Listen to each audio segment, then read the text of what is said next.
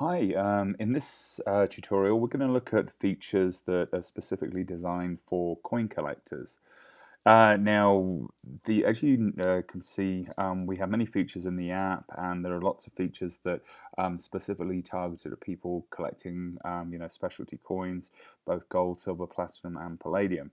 And you can see in our database here, you can get the prices of many different types of coins and bullion coins as well that are all gold, silver, platinum, palladium.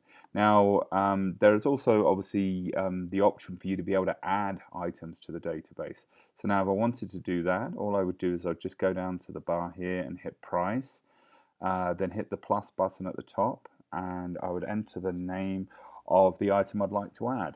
So let's say I've got an MS62 $20 Liberty. Um, right there. So I'd just put that in as the name, then I'd hit the arrow here. I'd select what type of metal it is and which category I'd like to add it to. You can actually add items to any of the categories here. So I'm going to choose numismatic. Now the $20 Liberty, it's got 0.9 troy ounces, and it trades at roughly a 20% premium right now. So I'm going to put in 20, so that gets calculated into the price.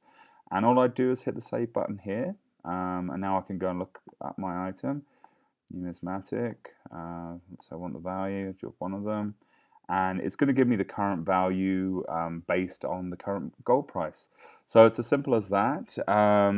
Yeah, so a good feature for anybody who's a coin collector, numismatist, and so on.